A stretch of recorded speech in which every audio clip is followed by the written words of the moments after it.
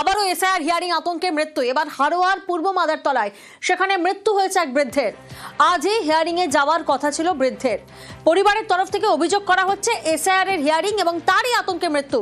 জিয়াউল প্রতিনিধি আমাদের সঙ্গে রয়েছেন। জিয়াউল, পরিবারের কতজনকে এই শুনানিতে ডাক পাঠানো হয়েছিল এবং পরিবার সূত্রে আমরা কি জানতে পারছি? দেখো, শহর আলী এবং তার পরিবারের 5 সদস্যকেই আজকের হিয়ারিং এ ডাকা হয়েছিল। গত 5 দিন আগে তাদেরকে হিয়ারিং এর নোটিশ যায় যে হিয়ারিং এ আসতে হবে এবং সেই মতো তাই নোটিশ পাওয়ার পরে কিন্তু একেবারে শহর আলী প্রচন্ড দুশ্চিন্তায় ছিলেন, খাওয়া দাওয়া বন্ধ করে দিয়েছিলেন। কি হবে কি বৃত্তান্ত এবং একাধিক অভিযোগ পরিবারের সঙ্গে তিনি আলোচনা করছিলেন।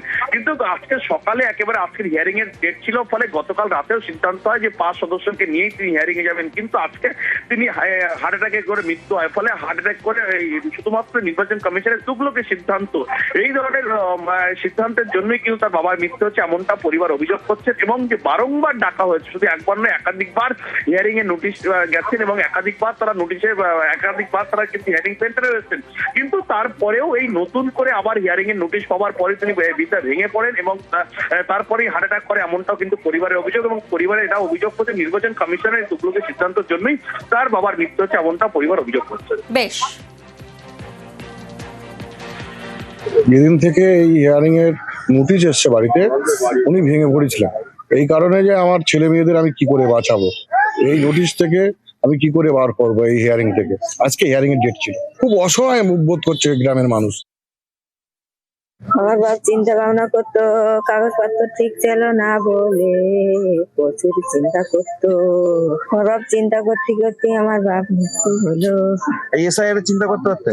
হ্যাঁ, আজকে তো হিয়ারিং ছিল। আজকে হিয়ারিং ছিল, কিভাবে ওরা এ করবে সেই চিন্তা ভাবনা করতে করতে আমার বাপ 3-4 দিন খাওয়া দাওয়া করতো না।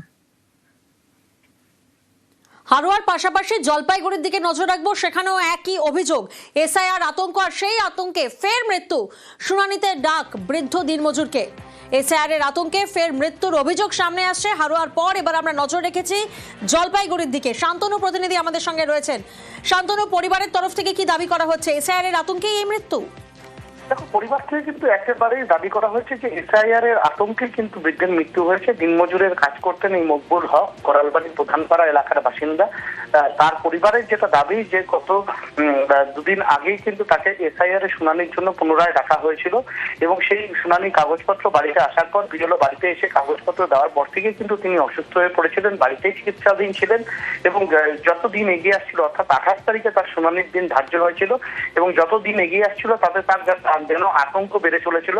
পরিবারের লোকজনকে তিনি বলছিলেন হয়তো তাকে বাংলাদেশে পাঠিয়ে দেওয়া হতে পারে, তাকে নানা শিলায় হয়তো তাকে এদেশ থেকে বিতাড়িত করা হতে পারে, বিভিন্ন রকমের চিন্তা কিন্তু তাকে আরো বেশি অসুস্থ হয়ে পড়ছিল। এবং আজ ভোর রাতে তিনি কিন্তু একেবারে অসুস্থ হয়ে পড়েন, তার হৃদরোগে আক্রান্ত হন।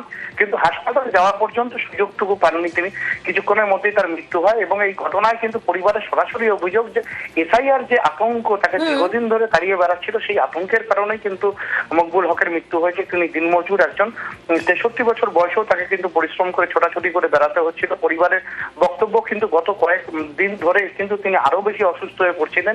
বিশেষ করে গত 2 মাস ধরে এসআইআর যখন প্রক্রিয়া শুরু হলো তখন থেকে কিন্তু তার অসুস্থতা নোটিশ পাওয়ার পর থেকে আতঙ্কে বৃদ্ধ এবং এসআইআর এর আতঙ্কে মৃত্যু বলে অভিযোগ পরিবারের।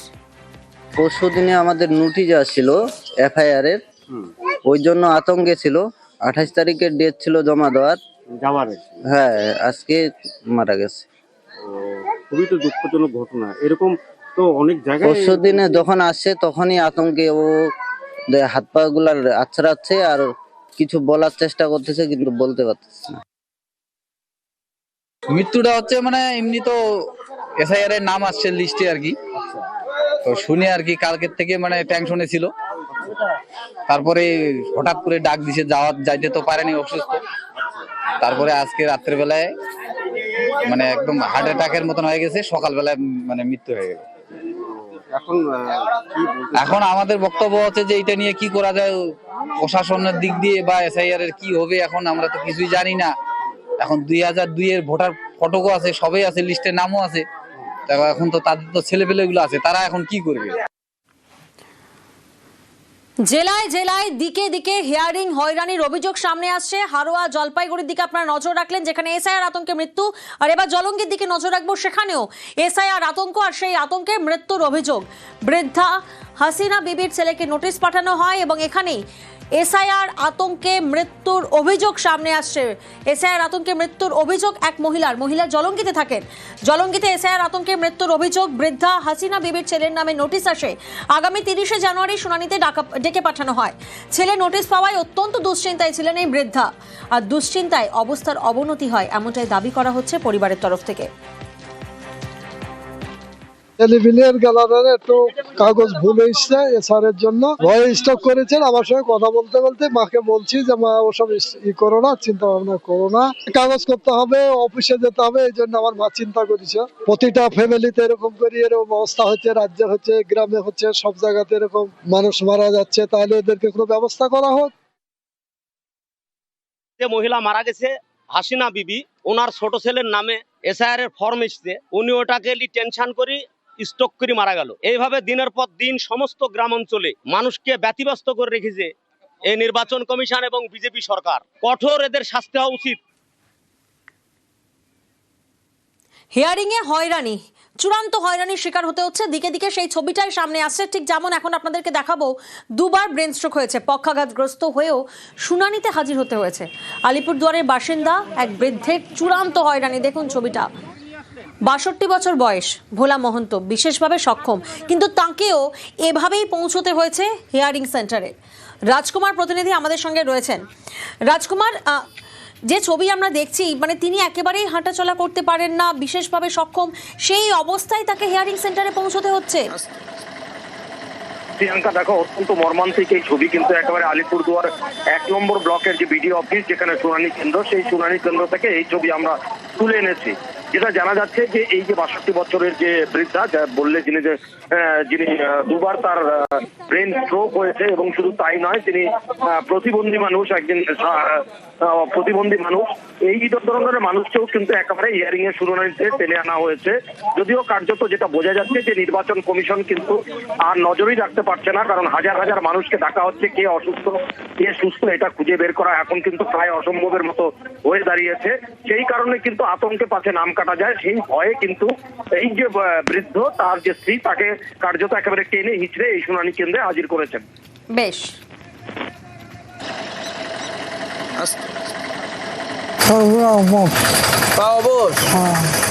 তারপরেও কষ্ট করে এখানে আসতে হলো, নাম ছিল না।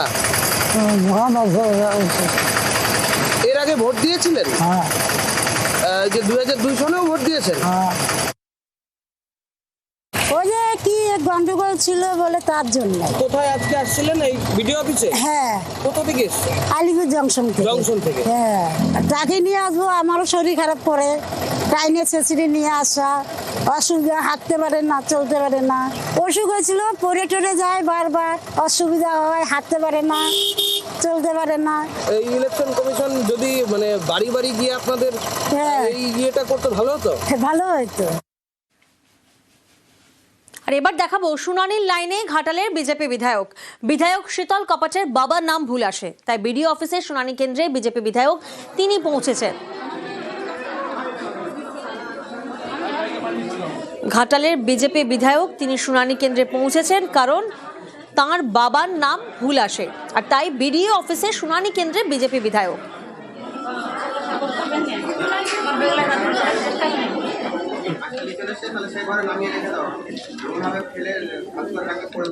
বাবার যে ভোটার তালিকা 2002, সেই ভোটার তালিকার যে নামটা আছে বর্তমানে তোমার যে ভোটার কার্ডে যে বাবার নামে স্পেলিংটা ভুল আছে, তো সেই জন্যই আজকে হিয়ারিংয়ে ডেকেছে, এটা সংশোধন করার জন্য। অনেকেই বিভ্রান্ত হচ্ছে, অনেকেই যাতায়াত করে হয়রান হচ্ছে, তো সে জায়গায় হয়তো সমস্যা হচ্ছে। ভোটার তালিকা স্বচ্ছতার সাথে প্রকাশ করা হবে বলেই সেই জন্য নির্বাচন কমিশনার এই ধরনের ব্যবস্থা নিয়েছে। ফের এসআইআর শুনানি আতঙ্কে মৃত্যুর অভিযোগ এবার মালদার চাঁচলে এবং মুর্শিদাবাদের জলঙ্গিতে। মঙ্গলবারও এসআইআর শুনানিতে নানা জায়গায় হয়রানির অভিযোগ, বেশ কিছু জায়গায় বিক্ষোভও হয়।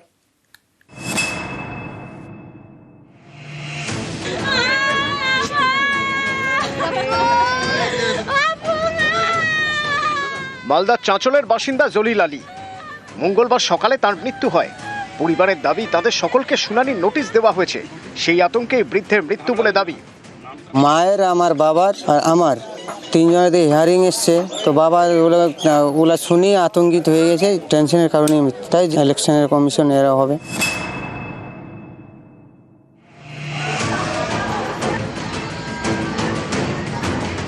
মুর্শিদাবাদের জলঙ্গির নওদাপাড়া এখানকার বাসিন্দা আকসার শেখ মঙ্গলবার সকালে তার হার্ট অ্যাটাক হয়। হাসপাতালে নিয়ে যাওয়ার পথে মারা যান। পরিবারের দাবি 27শে জানুয়ারি শুনানিতে ডাকা হয়েছে, সেই আতঙ্কেই মৃত্যু। ভাই আমার ছেলে হচ্ছে 4টি, সব ছেলেরই কাগজ উল্টো পাল্টা হয়ে গেছে। সম্পূর্ণ আসে নিয়ে চলে গেছে, ভাই চলে গেছে মাঠে। রাত দিন 24 ঘন্টা ভাই আমার চিন্তাতেই থাকতো। হ্যাঁ, নোটিশ পাওয়ার পর থেকে এইসব ঘটনা।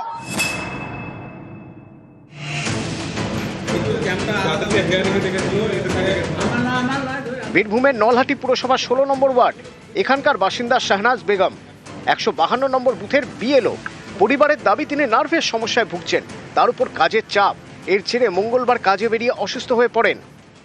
নার্ভে প্রবলেম আসেনি, আর সত্ত্বেও বিডিও সাহেবকে বারবার যাওয়া সত্ত্বেও চেঞ্জ করেন। তুমি ডেইলি 50 টাকা পাঠালে আসতে হবে না, এসে ওখানে চিকিৎসা করাতেই হবে।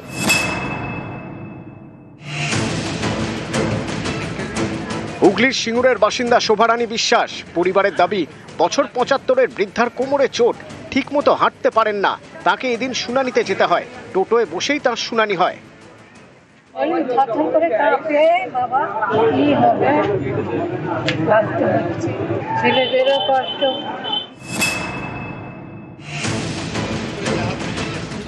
মুর্শিদাবাদেরই রানীনগরের শুনানিতে গিয়ে হাত ভাঙল বৃদ্ধার। অভিযোগ শুনানির লাইনে ধাক্কাধাক্কির জেরে পড়ে যান, তাতেই হাত ভাঙে।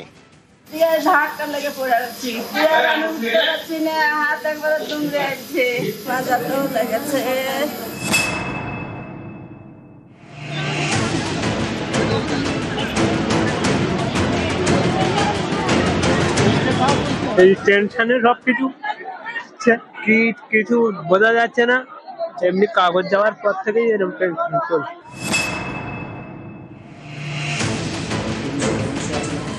পশ্চিম মেদিনীপুরের পিংলার বাসিন্দা তপনকান্তি ভট্টাচার্য প্রাক্তন সেনাকর্মী, তাকেও যেতে হয়েছে শুনানিতে।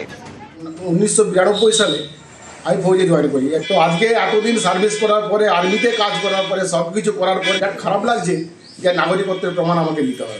আজ এটা নেই, কাল সেটা নেই, আজ এটা আনতে হবে, কাল ওটা আনতে হবে, তুগলকি রাজ চলছে আর কি।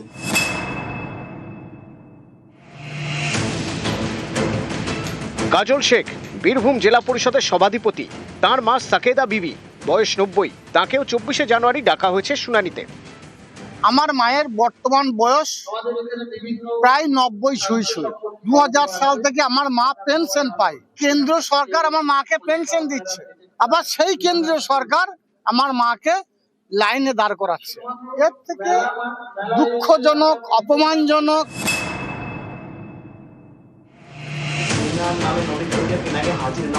আরামবাগের মায়াপুর পঞ্চায়েত এলাকার শেখ লপাড়া স্থানীয়দের দাবি এখানকার প্রায় 350 জন শুনানির নোটিশ পেয়েছেন। এর মধ্যে বেশিরভাগই পরিযায়ী শ্রমিক, কেউ থাকেন মুম্বাইয়ে, কেউ দেশের বাইরে। দিয়ে ফিরে আসছে, তারা কি করে আসবে? তারা তো বাইরে কাজ করছে, সেই ম্যাডামের কাছে কাজ করছে। ম্যাডামের আবার কাগজ লিখে দিয়ে পাঠালে প্যাডেতে একটা যায়, সেইটা আবার অনলাইনে পাঠাবে, দিয়ে দিব। উত্তর 24 পরগনার সন্দেশখালী 1 নম্বর ব্লকের বিডিও অফিসে চলছে এসআইআর শুনানি। অভিযোগ শুনানির পরে কোনো রসিদ দেওয়া হচ্ছে না, এ নিয়ে বিডিও অফিসে চলে ভাঙচুর। যারা হিয়ারিং এসেছিল তাদের মধ্যেই কোনো দুষ্কৃতী মনোভাবাপন্ন মানুষ হিয়ারিং এর সময় ভাঙচুর করেছে। আমার টেবিল থেকে শুরু করে আমার অফিসের কম্পিউটার, আমাদের হিয়ারিং অফিসার, আমারই নিজস্ব হিয়ারিং ছিল, মাইক্রো অবজারভার ছিল, তাদেরকেও থ্রেট করা হয়েছে। উত্তর 24 পরগনারই বারাসাত পুরসভা 1 নম্বর ওয়ার্ডের ভোটার প্রায় 6000। অভিযোগ তাদের মধ্যে প্রায় 4000 জনকে এসআইআর শুনানির নোটিশ দেওয়া হয়েছে। এ নিয়ে কাজীপাড়ায় অনেকে বিক্ষোভ দেখান। স্যার আমরা চাই, কিন্তু এই সুশৃঙ্খলভাবে, কিন্তু এখন দেখা যাচ্ছে মোস্ট অফ দ্য মানুষকেই আমরা এর বিরুদ্ধে আন্দোলন শুরু করেছি। বৃহত্তর আন্দোলনে আমাদের যেতে হলে আমরা নিশ্চয়ই যাব।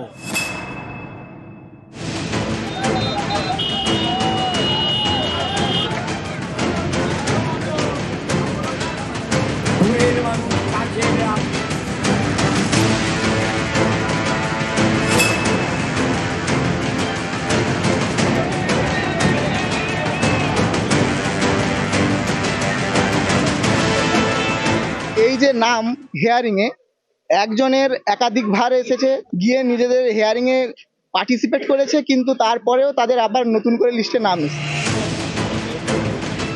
নিউজ 18 বাংলা। এসআইআর শুনানি হয়রানির অভিযোগে তুলকালাম পরিস্থিতি। স্বরূপনগরে বিডিও অফিসের সামনে তুমুল বিক্ষোভ। যে ছবি এই মুহূর্তে আপনারা দেখছেন, আগুন জ্বালিয়ে তৃণমূল কর্মী সমর্থকরা বিক্ষোভ দেখান।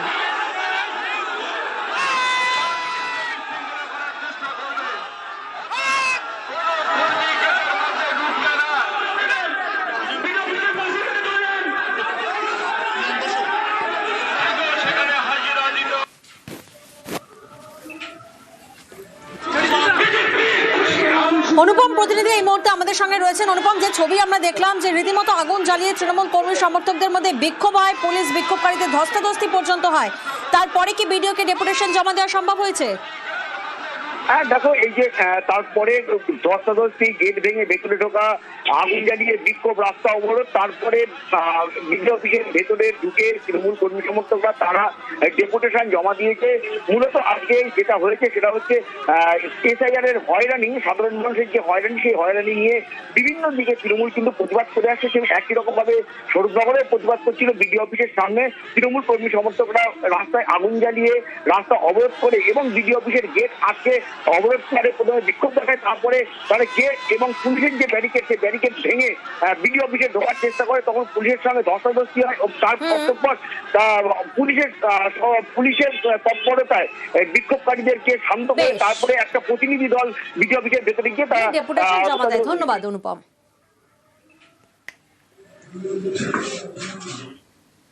আর এবার হারোয়ার দিকে নজর রাখতেই হচ্ছে, কারণ হারোয়ার সেখানে একটি ব্লকে ৮৬,০০০ জনকে তলব করা হয়েছে। হারোয়ায় এক ব্লকে ৮৬,০০০ তলব। শুনানিতে হিয়ারিং এ একদিনে হাজির হয়েছেন ৫,০০০ জন। দেখুন লাইনটা, কতটা লম্বা লাইন। জিয়াউল প্রতিনিধি আমাদের সঙ্গে রয়েছেন। জিয়াউল, একদিনে শুনানিতে হাজির হয়েছেন ৫,০০০ জন, অর্থাৎ একটা বিশৃঙ্খলা পরিস্থিতি সৃষ্টি হওয়ারও তো সম্ভাবনা রয়েছে। একদম, দেখো, অর্থাৎ যে পরিমাণে ক্যাপাসিটি, অর্থাৎ এই শুনানি কেন্দ্রের যে পরিমাণে ক্যাপাসিটি, তার থেকে অনেক বেশি মানুষকে একদিনেই হিয়ারিং এ ডাকা হয়েছে। প্রায় ৫,০০০ মানুষকে ডাকা হয়েছে। প্রচুর মানুষ একেবারে সকাল থেকে তারা কিন্তু লম্বা লাইন দিয়ে রয়েছেন, অসুস্থ হয়ে পড়ছেন, এমনটা অভিযোগ করছে। এবং অন্যদিকে এক ব্যক্তিকে তিনবার হিয়ারিং এ ডাকা হচ্ছে। শুধুমাত্র হাড়োয়া ব্লকেই প্রায় ৮৬,০০০-এর বেশি মানুষকে হিয়ারিং এর নোটিশ পাঠানো হয়েছে বলে একটা আতঙ্ক, ভয় সাধারণ মানুষের মধ্যে কাজ করছেন। তার কারণ একবার নয়, তিনবার করেও নোটিশ পাঠানো হচ্ছে। এবং অনেক পরিযায়ী শ্রমিক রয়েছেন, বাইরে অনেক মানুষ কাজে যায়, তারাও কিন্তু দীর্ঘ দিন ধরে বাড়িতে বসে থাকতে হচ্ছে বলে মানুষের একটা হয়রানির অভিযোগ। একেবারে চূড়ান্ত হয়রানির শিকার হচ্ছেন। হিয়ারিং এর ডেট দিয়েছে, আমি দুবার করে করেছি, কিন্তু আমার সেটা সফল হয়নি। কিন্তু এই নিয়ে তিনবার হচ্ছে।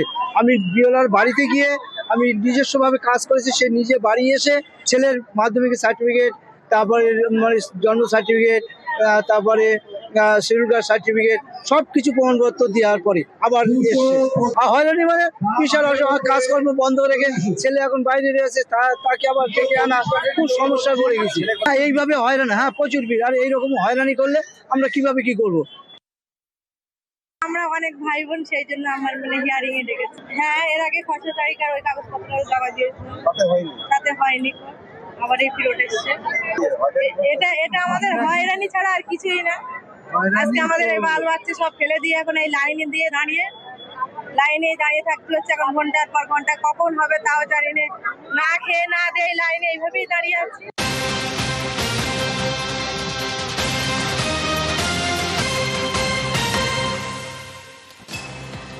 গতকাল এসআইআর হিয়ারিং এ বিডিও অফিসে উত্তেজনা, সন্দেশখালীতে বিডিও অফিস ভাঙচুর এবং সেই ঘটনায় গ্রেফতার করা হয়েছে দুজনকে। গ্রেফতার নেজার থানার পুলিশের।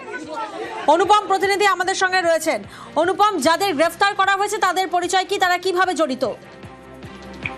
হ্যাঁ দেখো, এই যে হান্নান মোল্লা ও তরিকুল শেখ, যাদেরকে নেজার থানার পুলিশ গ্রেফতার করেছে, মূলত তারা এসআইআর এর যে হিয়ারিং, সেই হিয়ারিং এর জন্য গ্রামের সাধারণ মানুষ তারা সন্দেশখালী 1 নম্বর বিডিও অফিসে এসেছিল এবং সেখানে চূড়ান্ত হয়রানির শিকার হয়ে তারপরে তারা খুবই ফেটে পড়ে এবং তারপরে তারা বিডিও অফিসের সামনে বিক্ষোভ দেখাতে শুরু করে। এরপরে আস্তে আস্তে বিক্ষোভ আরো বেশি বড় আকার ধারণ করে এবং তারপরে বিক্ষোভকারীরা বিডিও অফিসের ভেতরে ঢুকে বিডিও অফিস ভেতরে ভাঙচুর করে। একেবারে, এবং হান্নান মোল্লা, তরিকুল শেখ নামে 2 অভিযুক্তকে গ্রেফতার করা হয়েছে। ধন্যবাদ অনুপম। এসআইআর শুনানিতে এবার ডিএনএ টেস্টের দাবি। মালদার হরিশ্চন্দ্রপুরে দাদুর কবরের মাটি নিয়ে শুনানিতে হাজির তাঁর নাতি।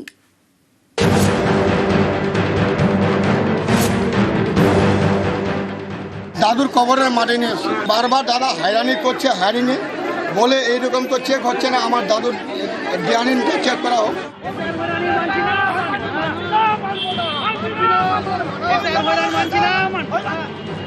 মালদার হরিশ্চন্দ্রপুরের ওয়ারি দৌলতপুর এলাকার বাসিন্দা সালেক সহ তার গোটা পরিবারকে শুনানির নোটিশ পাঠায় কমিশন। হরিশ্চন্দ্রপুর 1 ব্লকে শুনানি কেন্দ্রে তারা হাজির হন। সালেকের অভিযোগ, বিভিন্ন নথি জমা দিলেও তাদের হয়রানি করা হয়। এরপরেই ক্ষোভে ফেটে পড়েন সবাই। সালেকের দাবি, তারা ভারতের নাগরিক, একাধিক নথি দেওয়ার পরেও তাদের হয়রান করা হচ্ছে। তাই নাগরিকত্বের প্রমাণ দিতে দাদুর কবরের মাটি নিয়ে সোমবার শুনানি কেন্দ্রে যান নাতি। বংশ পরিচয় যাচাইয়ে তিনি ডিএনএ টেস্টের দাবি করেন। দাদুর কবরের মাটি নিয়ে এসে বারবার দাদা হয়রানি করছে, হয়রানি বলে এইরকম তো চেক হচ্ছে না, আমার দাদুর ডিএনএ চেক করা হোক। আমার দাদু বাংলাদেশি না এখানে ইন্ডিয়ার আছে না পাকিস্তানের আছে, এই কবরের মাটিটা চেক করলে তো বোঝানো যাবে তো কোথাকার আছে ওর দাদু। বারবার নোটিশ আসছে, কিছু বলছে না, এরা রিসিভও দিচ্ছে না। কি করে বুঝবো আমার ভোটের নাম থাকবে কি থাকবে না? এটা থেকে আপনি প্রমাণ পাবে মানুষ কিভাবে আতঙ্কিত হয়েছে। ওর দাদুর মাটির কবরের নিয়ে আসে, ওর সেই ওই যে ভারতীয়তা প্রমাণ করার জন্য। ভোট কিন্তু নির্বাচন কমিশন দিবে না, ভোটের সময় ভোট দিবে কারা? সাধারণ মানুষ। আর এই সাধারণ মানুষকে হয়রানি করছে, এর জবাব 2026 সাধারণ মানুষ দেবে বিজেপিকে।